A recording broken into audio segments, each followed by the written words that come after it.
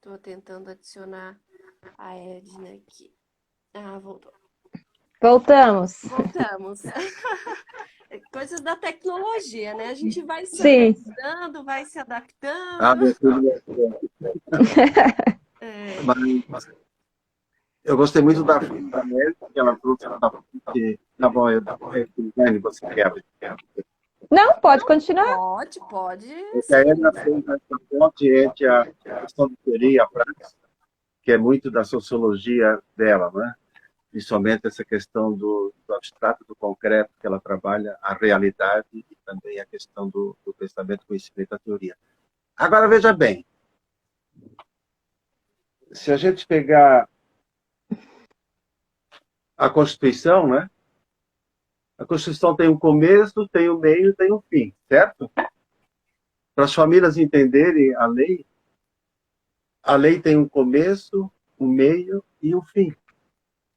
Se você pegar a Bíblia, que todo mundo conhece, pelo menos eu conheço, tem o Antigo Testamento, tem o Novo Testamento, a Bíblia tem uma divisão. Todos os livros têm uma divisão. A nossa vida tem uma divisão.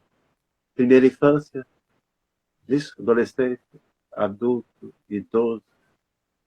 O Estatuto, ele é muito inteligente. Ele foi escrito por várias mãos. Houve uma mobilização nacional. Inclusive, nós tínhamos aqui o juiz, doutor Amaral, que depois se tornou desembargador. Ele pertenceu à comissão em Brasília que escreveu o Estatuto da Criança e do Adolescente. E ele trouxe aqui em Blumenau, na nossa Secretaria da Criança e do Adolescente, na década de 90, o Unicef, da ONU. Esteve aqui, o representante da Unicef. Ela falou, a Edra falou em 90 programas, não, nós, digamos, 90 se multiplicados, mas 16 programas, nós desenvolvemos quase 16 mil crianças desses programas, dança dos bairros, capoeira, violão, aula de francês, aula de alemão, e agregando crianças de todas as regiões de Blumenau para dar oportunidades à criança, aquela que não tinha condições financeiras de ter aulas de música, aulas de dança, aulas de arte, aulas de idiomas, esporte, lazer. Isso. Agora, assim, como é que é dividido o estatuto? Se você pega o estatuto, até o Norberto Bobbio, que vocês conhecem, né, grande cientista italiano, ele vai dizer o seguinte, ele disse na época, num livro que ele escreveu sobre a democracia do futuro, ele disse o seguinte, leiam a Declaração Universal dos Direitos, né, do homem e da mulher, dos direitos humanos, e depois observe ao redor. Eu pegaria Bob e diria assim, ó, leia o Estatuto da Criança e do Adolescente, do seu artigo 1º até 200 e pouco artigos lá, e depois olhe no seu entorno. Leia o que diz o Estatuto e depois olhe para a sua rua, olhe para a sua cidade, olhe para o seu país, olhe para as suas crianças, olhe, e o que você vai ver nessa relação entre o Estatuto e a realidade, que a Edra muito bem colocou. Como é que está dividido o Estatuto? Ele tem 3 grandes partes. O Estatuto é como se fosse um planejamento. O Estatuto é como se fosse uma política pública. O Estatuto é como se fosse uma estratégia de ação. Como é que nós vamos agir? Se a família me perguntar assim, Roberto, o que eu faço com a minha criança? Eu digo, primeiro promova os direitos da criança, depois proteja essa sua criança e depois defenda. É isso que diz o Estatuto. Como é que a gente nasce? O pai promove o seu amor com a mãe com o pai, e eu nasço, não é isso? Então, há uma promoção do amor. Isso diz o Estatuto. O Estatuto começa a promover quais são os direitos que a criança e o adolescente tem. Aí, se esses direitos não acontecerem, se o direito à saúde, o direito à educação, o direito ao lazer, o direito à cultura, o direito à profissionalização, o direito à alimentação, se tudo isso não acontecer, aí o Estatuto da Criança e Adolescente diz o seguinte: então agora é a hora de proteger essa criança que não está na escola, que não tem saúde, que não foi atendida no hospital, que não tem sistema único de saúde que o atendeu, entende? Que não tem profissionalização, vai ser jogada aí a mão de obra desqualificada, que é o que o sistema quer, né? Pagar menos e só pagar bem para aquele que tem potencialidade de ter uma profissionalização digna, e a criança que não pode e não tenha, essa vai fazer qualquer coisa para o mercado e ganhar qualquer coisa para o mercado. Aí, se ninguém protegeu essa criança, o que diz o Estatuto? Agora é hora de defender essa criança. Agora vamos defendê-la. Quem? A família, a comunidade, a sociedade, o poder público, aquilo que a Edna falou. Então, como é que está dividido o Estatuto? Nesses 3 eixos. Promover o seu direito, desde que essa criança nasceu. O que é promover o direito? É dar alimentação, é dar uma casa digna, é dar uma escola digna. Visto?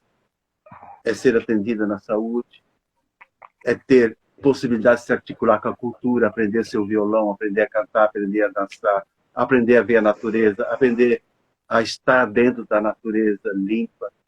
Todos esses direitos que você pode imaginar que nós queremos, e a criança também necessita no seu desenvolvimento peculiar, mental, corporal, espiritual, social, etc. Aí, digamos, então, tem crianças que não estão na escola. Nós não estamos falando de Blumenau, nós estamos falando de Brasil. Tem criança fora da escola, tem criança nas carvoeiras, nas plantações, nas olarias, trabalhando, ganhando R$50 por mês. Tem crianças em trabalhos indignos, né? O trabalho infantil que é proibido. Porque o lugar da criança é no lar, o lugar da criança é na escola, o lugar da criança é na sua dignidade, é no seu respeito, é no seu direito. Aí essa criança não tem esse direito, não foi promovido o direito dela, não foi lhe dado o direito dela. O que diz o Estatuto em seguida? Então agora é hora de proteger. Aí vem programas de proteção à criança e ao adolescente. Digamos que promover o direito da criança é ter um lar. E digamos que essa criança foi abandonada.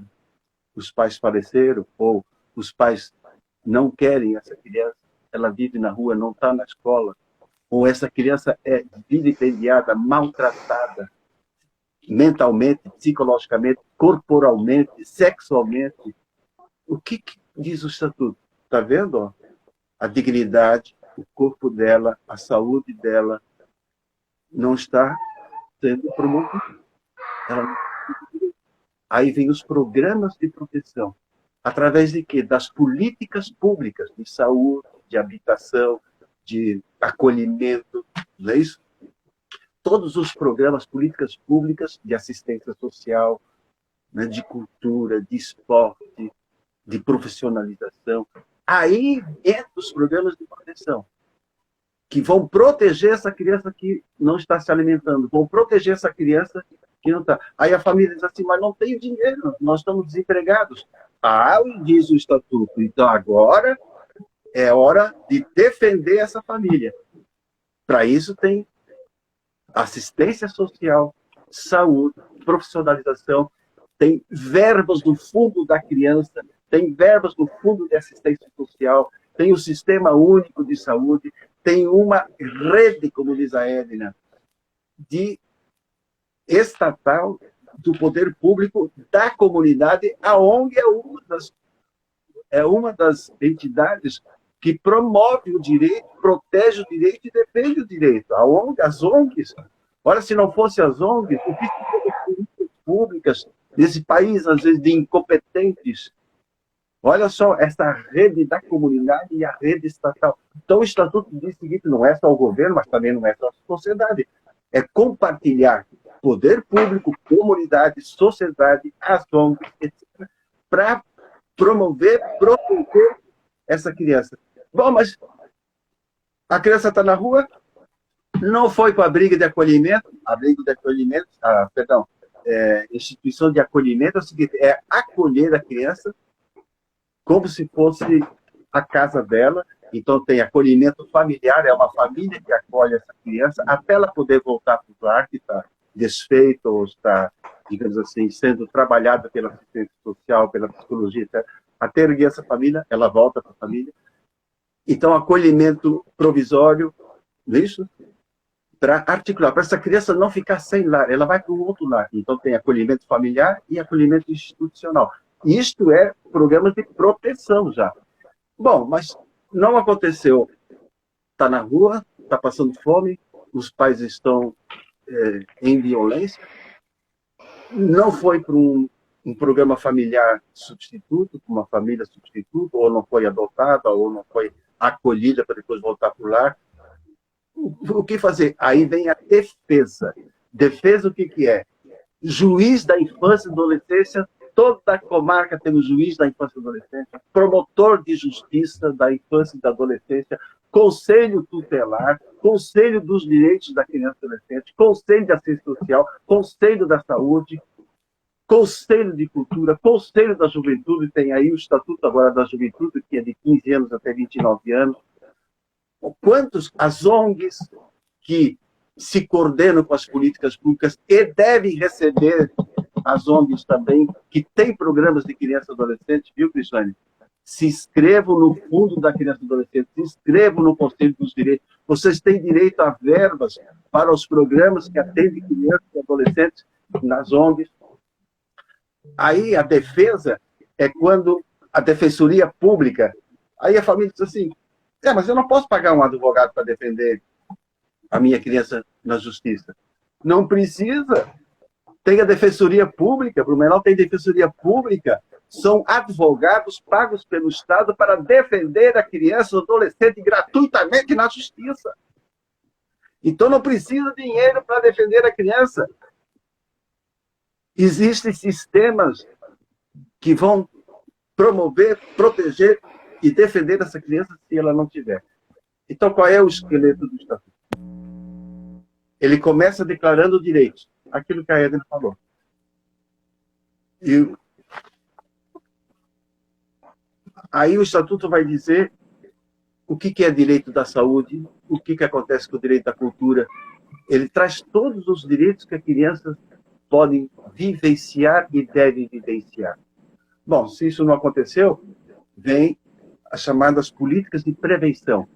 O Estatuto escreve o seguinte, temos que prevenir a criança de alguns perigos, prevenir a criança das drogas, prevenir a criança do álcool, prevenir a criança dos maltratos psíquicos, sociais, corporais.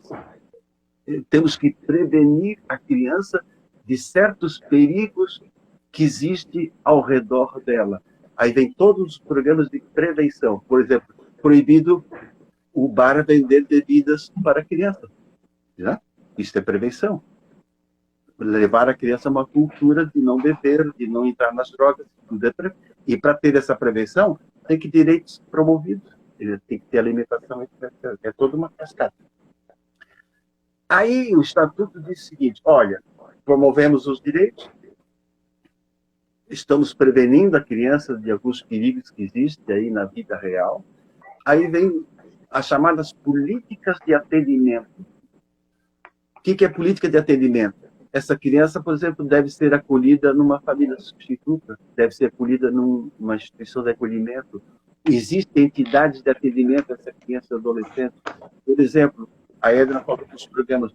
Quando o adolescente comete um ato infracional, o que é um ato infracional? São aqueles crimes e contravenções penais descritos no Código Penal. Só que, para o adolescente, a gente chama de ato infracional. Digamos que ele assaltou, de que ele se vinculou com a violência, etc. Ele vai para políticas de atendimento especializado. Aí entra em vários programas. O Blumenau tem esses programas. Por exemplo, prestação de serviço à comunidade. Olha os deveres que aí que a Edna falou. Depois vem o liberdade assistida, depois vem semi-liberdade, E depois, aí, finalmente, ele vai para Florianópolis, ou onde tem internação. É como se ele fosse preso, mas ele é internado até 3 anos para se restabelecer e voltar. Então, não é jogá-lo no lixo, simplesmente desprezá-lo. Essas são as políticas de atendimento. E políticas de atendimento também às famílias. Então, a família não sabe como trabalhar essa criança, não sabe como educar. Olha, vai para uma política de atendimento. Existem as políticas públicas de atendimento que orientam essas famílias de como trabalhar e como, digamos assim, sobreviver nas suas dificuldades. Para isso existe o poder público, finalmente o poder público, como diz a Eva. Depois o Estatuto fala em medidas de proteção. São medidas que vão efetivamente, diretamente proteger o adolescente. No caso, por exemplo, do acolhimento. Tirar a criança que está sendo vilipendiada, violada, violentada dentro da família, colocar no acolhimento, aí trabalha a família, de repente ela volta, ou encaminha ela para adoção, ou quando os pais falecem. Políticas de proteção. Aí vem o Estatuto diz o seguinte, agora eu vou falar de ato infracional. Dizem que o Estatuto só traz direitos, olha os deveres. Quando um adolescente comete um ato infracional, quando uma criança de 0 a 12 anos, é criança, comete qualquer ato infracional, qualquer tipo de, que diz o Código Penal, de crime, qualquer violência, etc., quem tem que encaminhar essas crianças para os programas é o Conselho Tutelar. Porém, de 12 anos até 18 anos, ele é adolescente. Aí ele vai para programas que atendem atos, adolescentes de ato infracional. Aí entra o Ministério Público da Infância, entra o juiz da infância, entra a Defensoria Pública, né, que também trabalha a questão da infância, e entram esses programas e que são programas administrados pela Secretaria Pública, pela Secretaria da Ação Básica, principalmente da Assistência Social, articulada com as outras secretarias em rede. Aí, o Estatuto disse que, bom, mas não estão acontecendo os direitos, nem protegidos os direitos da criança e adolescente. Onde é que está o problema? O problema está lá na família. Bom, então vamos lá. Agora vamos dar medidas aos pais e responsáveis por essa criança. Levar os pais para programas, levar os pais para profissionalização, levar os pais para, digamos assim, programas de terapêuticos, de psicólogos, de sociólogos, erguer essa família economicamente, afetivamente. Então, vamos dar medidas aos pais. Por exemplo, tem pais que não deixam a criança ir para a escola. O Conselho Tutelar vai lá e dá medidas para o pai e para a mãe que estão deixando a criança fora da escola, quando deveriam estar na escola. Mas ela tem que trabalhar para nos manter. O problema é financeiro? Então, vamos lá. O Estatuto diz o seguinte: de 16 anos em diante, o adolescente pode exercer qualquer profissão, desde que não seja perigoso, desde que não seja insalubre, desde que não seja noturno, das 10 às 5 horas, né? E no rural é das 9 às 4 horas, dependendo da atividade, se é lavoura, etc.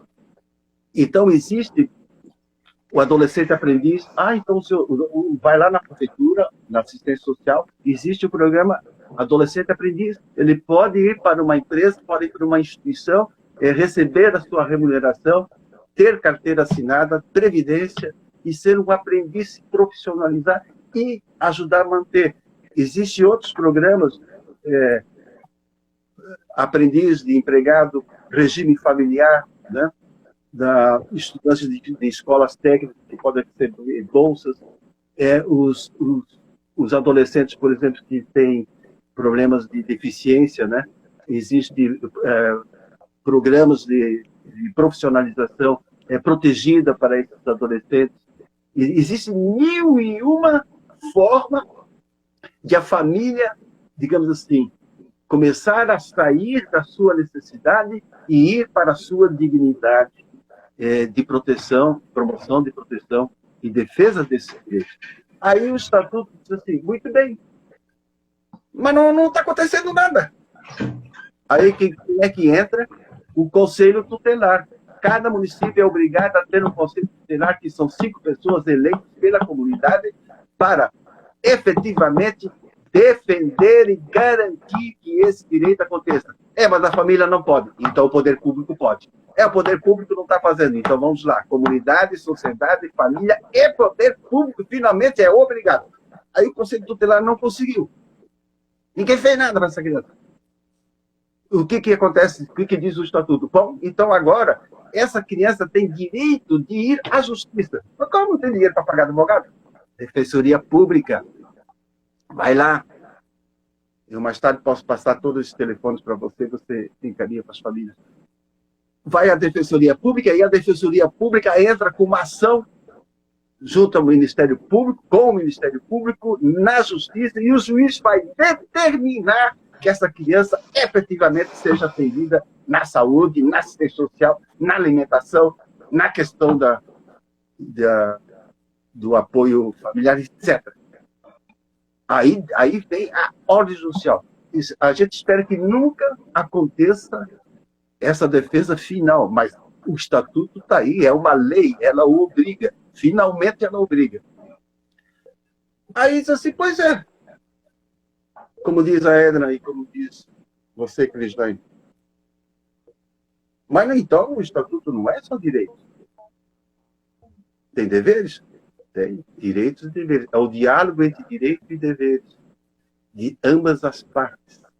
Só que a criança e adolescente em desenvolvimento peculiar precisa cuidados especiais que o adulto já não precisa mais. Claro, alguns precisam. Mas vejam bem, aí, vamos lá. Então, digamos que eu sou um pai e eu estupro o meu filho, a minha filha. Deixa eu falar bem, assim, bem claramente. Aí o Estatuto diz assim, opa, se chegar a um ponto em que a criança é violentada, isso é um crime. O adulto está cometendo um crime, não é mesmo? Eu pego a minha criança e jogo no lixo. Efetivamente jogo no lixo. Pegue lá quem quiser. É um crime isso. Existe um código penal que diz o que é crime e o que é contravenção penal. O Estatuto traz um pequeno códigozinho penal e lá no final do Estatuto ele diz quais são os crimes e quais são as infrações administrativas que a justiça deve cuidar para que quem cometer isto responda e corrija esses atos. Eu vou dar só um exemplo. Você, Crislaine, é mãe, digamos. A Edna é mãe. Quantas mães estão nos ouvindo? Aí a sua criança fica doente, é internada no hospital. Ao hospital diz, não, a senhora pode deixar aqui a sua criança aqui que nós cuidamos. Não, eu tenho o direito de ficar com minha criança no hospital. O Estatuto diz, a criança deve ser acompanhada. Então, os hospitais, depois do Estatuto da Criança Nascente, tiveram que se reformular todinhos para ter nos quartos o acompanhamento da mãe, do pai ou de responsável da mãe. Se isso não aconteceu, isso chama-se infração administrativa. Aí, o Conselho Tutelar ou o Ministério Público, a promotora de justiça ou o juiz, vão determinar ao hospital de que efetivamente arrume o local para que alguém da família acompanhe essa criança. Ou digamos que não há registro dessa criança. Infração administrativa. Não é isso? Então, veja, aí, inclusive agora, o Estatuto teve que se modificar porque existem muitos crimes acontecendo por adultos por internet. Né? Crimes por internet. O Estatuto não previa isso, não era a época ainda dessa virtualidade que está por aí. E quantos crimes estão se cometendo contra criança e adolescente por internet? Aí o Estatuto já está prevendo também como crimes. Então está lá no Estatuto. E finalmente ele termina em disposições transitórias, ele fecha a sua porta. Essa é a estrutura, digamos, do coisa. Agora veja só para eu terminar a minha parte, depois Que rede é essa que está à disposição da família, que está à disposição da comunidade, que está à disposição da sociedade e que está à disposição do poder público para proteger, para promover, proteger e defender essa criança? Olha só. Lá em Brasília existe o Conselho Nacional da Criança e Adolescente. Formula todo o que o Brasil deve fazer para a criança. Aí cada estado, Santa Catarina, Paraná, Rio Grande, cada estado, os 26 estados, tem o Conselho Estadual da Criança e do Adolescente. O Distrito Federal também, lá em Brasília. E cada município deve ter um Conselho Municipal de Criança e Adolescente. Então, se a mãe e o pai não saber onde ir, vai lá no Conselho dos Direitos da Criança e do Adolescente, Blumenau. Vai lá, bate lá na porta. Bate na porta do Conselho Tutelar. O Conselho Tutelar encaminha para o Conselho dos Direitos, encaminha para as políticas públicas. Depois existe o Conselho Tutelar. Aí vem o juiz da infância e adolescente, existe um juiz especial só para a criança e adolescente. Olha só, existe um promotor de justiça só para a criança e adolescente ali no fórum. Aí vem a segurança pública, polícia civil, polícia militar, articulado com o Conselho da Criança. E vem a Defensoria Pública, advogados pagos pelo Estado para defender gratuitamente qualquer criança, qualquer adolescente, em qualquer momento, em qualquer hora, em qualquer dia, em qualquer semana, em qualquer situação. Está aí o mecanismo. Agora, o que nós fazemos? Nos acomodamos, não sabemos onde é que, não procuramos, né? Nos alienamos. Aí vem as políticas públicas, todas essas que a Edna já citou, inclusive as que colaboram, reforçam as atividades das políticas públicas, que fecham alguns vácuos, alguns vazios que o poder público deixa, as ONGs ocupam. Graças. Aí nós temos, depois, todas as ações de controle das ações. Isso. A Câmara de Vereadores é uma das do Poder Legislativo, os vereadores também servem de controle. Finalmente, por exemplo, se você não saber o que fazer, vai lá na Câmara de Vereadores e peça socorro para os vereadores se articularem como políticos que são para encaminhar ações também. Eles não estão lá só para fazer leis, eles estão também para colaborar com a comunidade e encontrar essas soluções. E aí nós temos, finalmente, todos os programas e esses programas podem ser patrocinados por fundos nacionais, fundos estaduais, fundos municipais, orçamentos, verbas, estão aí à disposição. Temos que encontrá-la. Por exemplo, você, Crislane, eu não sei se eu posso falar isso aqui, você disse que está escrevendo mais um projeto, ONG, né? Um projeto, né? Que esse projeto, ele é para atender crianças dentro da ONG, né? Do amor, e com as famílias votadas.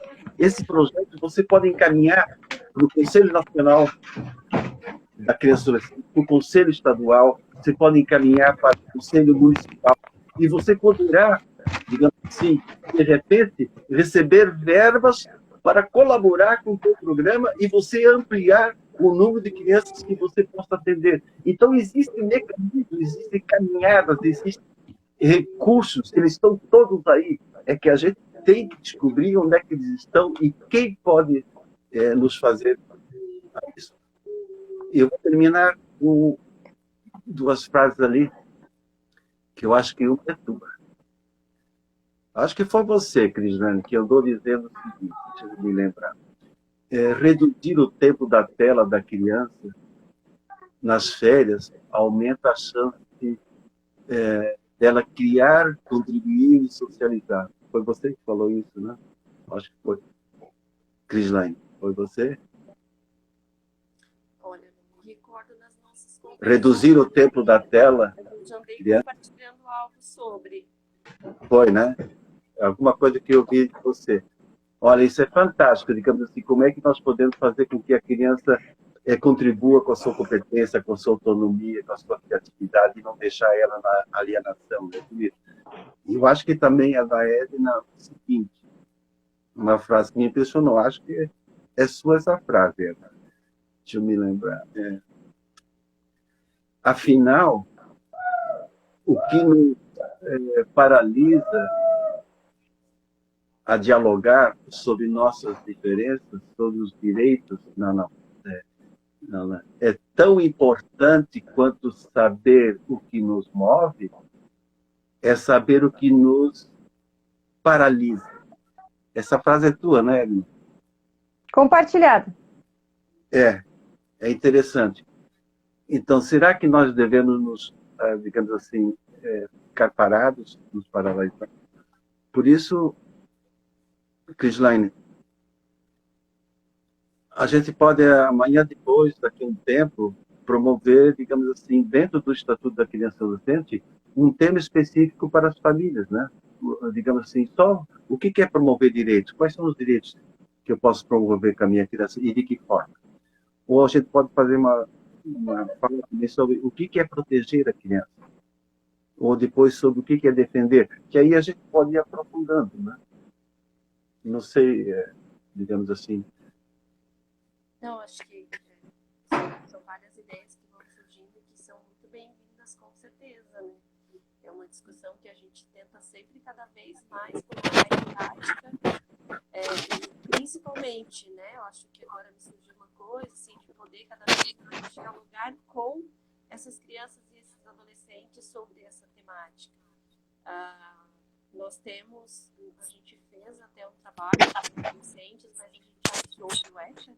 Inclusive, eu vou compartilhar com vocês, com todos quem está assistindo, ó, tem esse gibizinho da Mônica, que é super didático, para falar sobre o Estatuto da Criança e do Adolescente.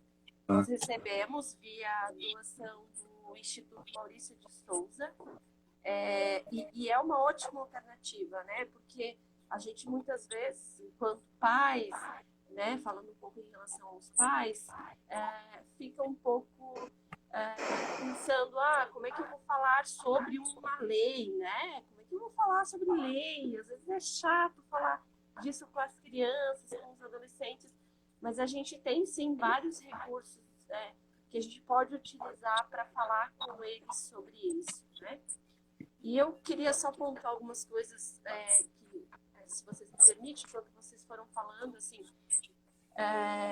que uma coisa é isso, assim, será que a gente fala para as nossas crianças, e quando eu falo a gente, eu sempre penso nós enquanto pais, enquanto indivíduos de uma sociedade, enquanto educadores, enquanto profissionais que atuam em diversos lugares, né? Enquanto profissionais que atuam em política pública, enfim, todos nós adultos, será que a gente fala para as crianças e para os adolescentes que eles têm direitos e também têm os deveres, né? Que tem todo esse mundo que ampara eles? Será que eles têm conhecimento sobre isso?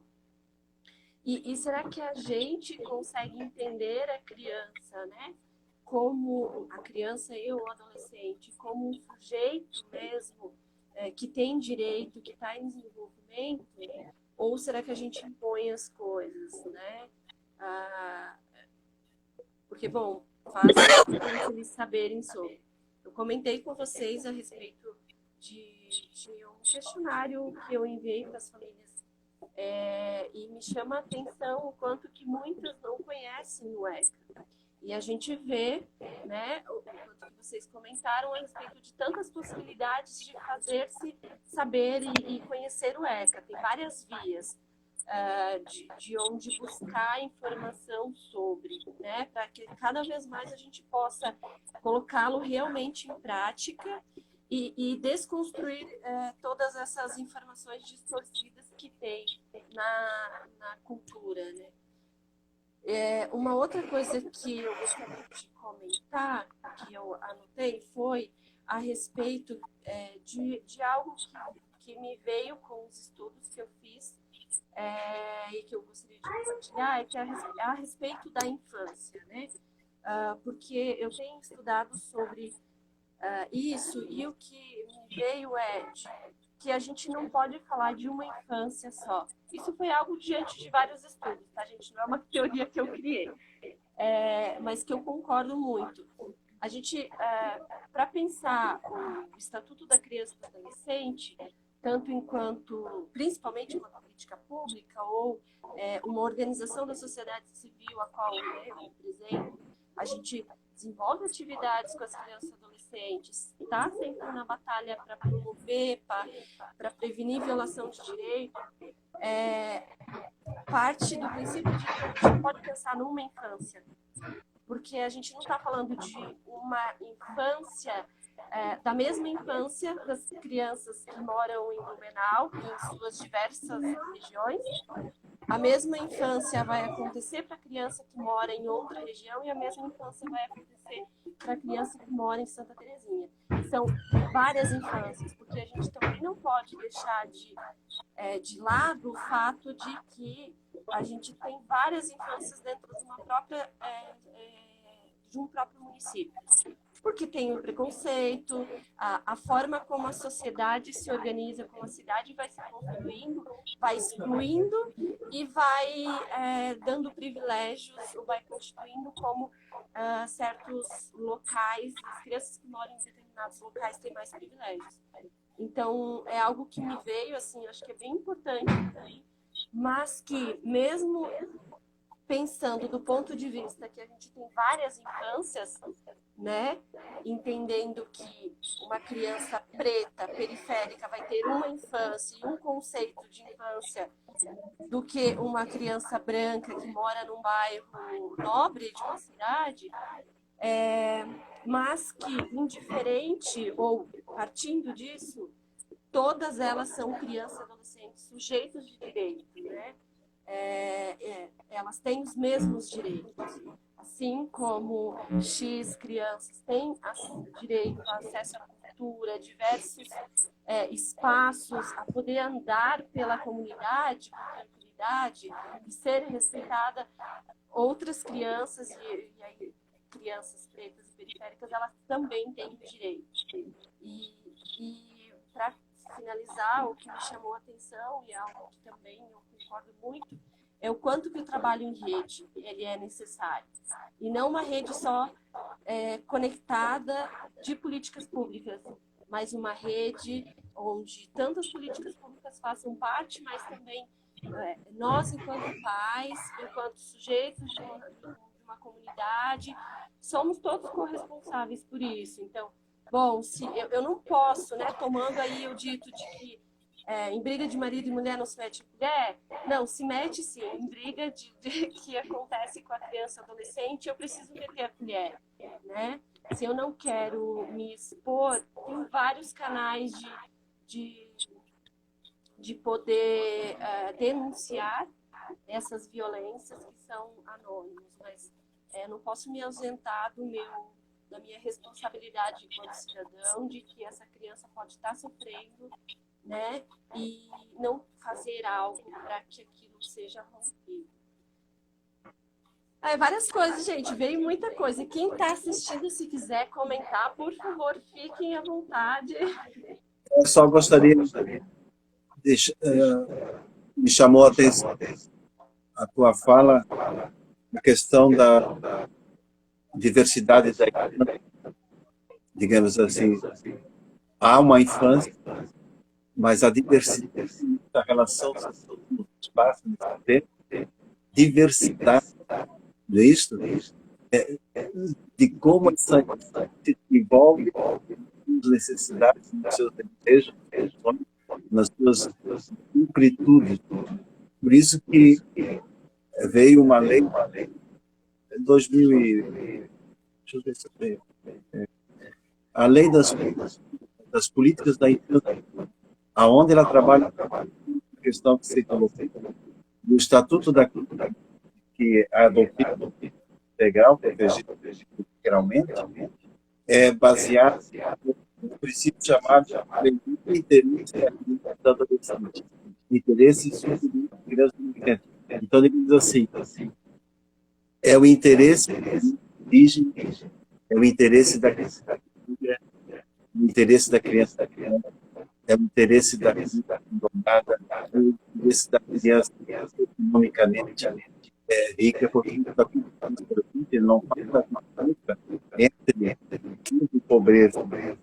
O universo alimenta as crianças, porém, me chama a atenção aquilo que o Estatuto sabe, que você há que entender o melhor interesse da criança adolescente em sua realidade,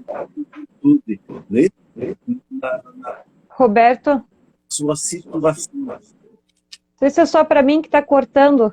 Não, para mim também está cortando. A gente não está conseguindo. Eu estou ouvindo. A gente não está conseguindo te ouvir. Ele oscila. Fica oscilando. Oscilação. Tenta novamente, Roberto. Não, apenas assim, uma grata surpresa.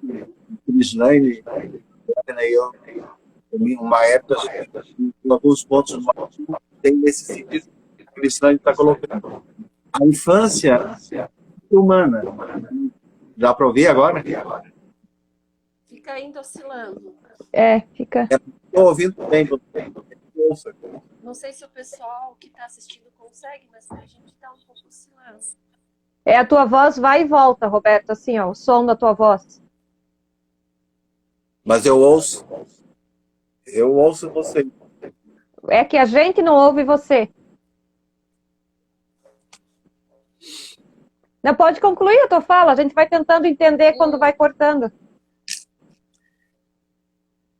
Então, o interesse superior da criança, o melhor interesse da criança, o melhor interesse da criança indígena, o melhor interesse da criança negra, o melhor interesse da criança abandonada, o melhor interesse da criança com todas as necessidades, o melhor interesse da criança economicamente bem rico. Então, essa diversidade de contexto, das situações que a gente encontra, acho que tem muito rico para comprovar esse princípio de melhor interesse de cada criança em cada sua. Edna, queres compartilhar? Só vou fechar, eu acho que a gente vai fechando, né, Crislane? Só vou fechar um pouco, enfim, com relação a... Eu sigo naquele argumento de que nós precisamos desmistificar a ideia de direito. Acho que essa é uma das tarefas. Saber realmente o que é direito. Deixar claro a diferença em que direito de criança e adolescente não significa superproteção, no sentido que a gente entende. Não é isso, ou é muito mais do que isso. E que quando a gente fala de direito à educação, de direito à saúde, a gente está falando de crianças assistidas plenamente em toda a sua potencialidade de ser saudável e, a partir disso, todos os outros direitos. É não estar em nenhum ambiente que promova o seu mal-estar físico, psicológico, né? Que ela seja saudável. A gente sabe que as nossas crianças, as nossas infâncias, todas as nossas infâncias, como bem lembra a Cris, elas não estão em condições saudáveis todas.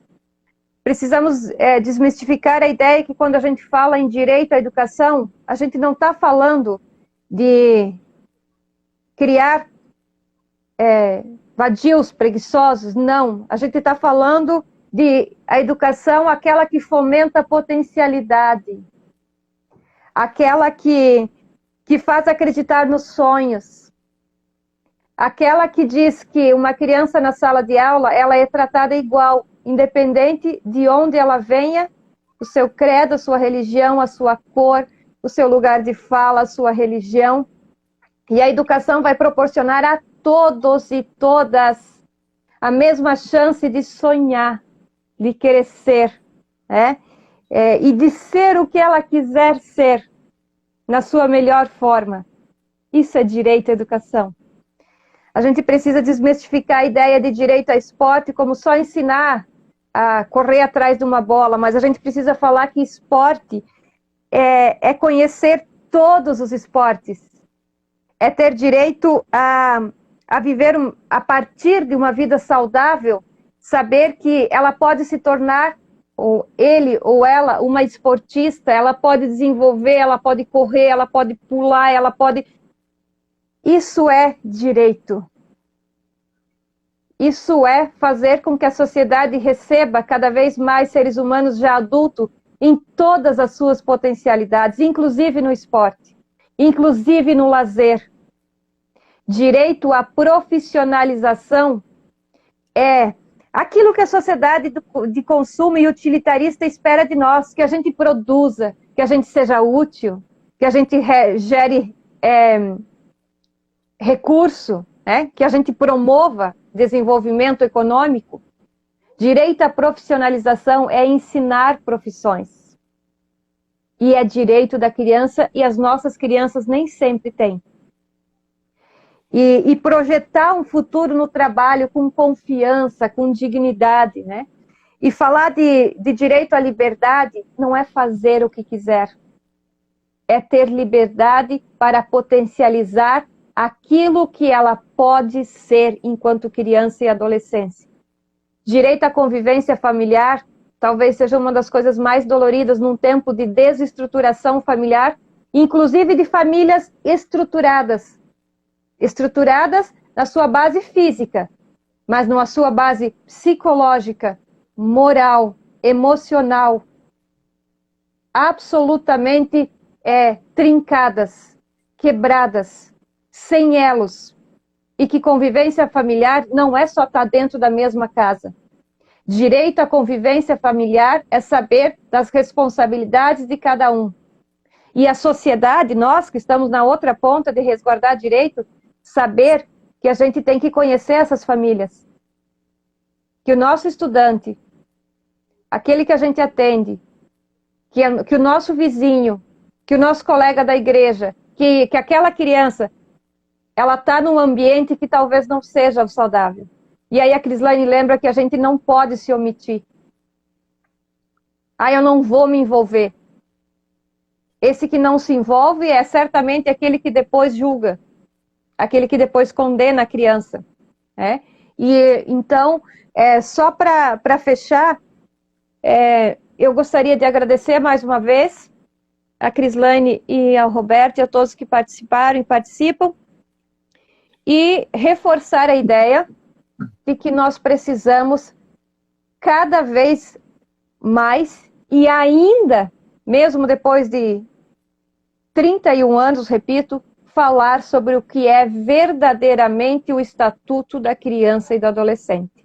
Esse é um espaço que foi fantástico para isso, e eu agradeço imensamente a Por Amor, em nome da Crislaine, e ao Roberto e a todos que nos acompanharam. Também aproveito para agradecer a Por Amor. Vocês estão me ouvindo? Agora sim. Um pouquinho de oscilação, parece, mas ouvindo. A todas as famílias que agregadas virtualmente, mas também agregadas afetivamente a Por Amor e a própria vida dessas adolescentes. Um agradecimento muito à família de Lourdes, a todos e Edna por ter aceito essa provocação e também a Cristiane, até, digamos assim, a oportunidade. A gente está aberto a outros tempos, a outro diálogo. Eu diria assim, um lugar como nós estamos dialogando e como o dialoga comunitário, dialogar talvez encontrar soluções diferentes. Muitas vezes nós temos muitas dores de encontrar soluções. Mas se a gente dialoga, se a gente compreende, se a gente vai ao encontro, o outro conseguir nos integrar, várias soluções nem imagina. Então, o diálogo, ele é importante, porque o diálogo desaparece a violência. Quando a gente dialoga, desce isso. Quando a gente dialoga, parece impossível. Esse diálogo, ele é importante. Muitas dúvidas surgirão a partir. E quantos momentos trazer novas para novas vidas. Muito obrigado. Imagina, a gente, né? Eu agradeço a vocês pelo parceria, da Pura Amor, né? A ideia é que a gente possa sempre propor esses diálogos para estar pensando um pouco, né? Pensar um pouco a partir dos temas, dialogar, um pouco não desmerecendo, mas porque a ideia não é puxar o diálogo, é abrir para mais e mais diálogos e reflexão. Então, realmente, a gente agradece imensamente, né, a disponibilidade de vocês, do Humberto, da Edna, e que foi muito bom esse momento e com certeza aí que venham mais encontros para a gente poder estar dialogando e cada vez mais estar pensando sobre, refletindo e construindo dispositivos e pensando, enfim, várias coisas a vir, tá? Gratidão a vocês por esse tempo e gratidão também a todos que nos assistiram na primeira parte, assistiram na segunda. É muito bom que vocês estiveram com a gente. Se caso alguém ficou com alguma dúvida, alguma outra questão que gostaria de comentar, de falar, depois pode vir no Instagram da Pura Amor e comentar e falar algo. Tem os nossos telefones, a gente sempre está aberto a conversar, pode ligar, pode ir conhecer a Pura Amor. Agora a gente está com um pouco a gente ainda não está com os atendimentos remotos, a gente ainda está com os atendimentos remotos, iniciando aí uma organização para o atendimento presencial. Mas a gente sempre está lá disponível a conversar e tirar dúvidas, tá? Gratidão a todos, então, uma boa tarde, bom final de semana, tudo de bom. Até mais, pessoal. Até. Obrigada. Valeu. Obrigada. Tchau. Tchau.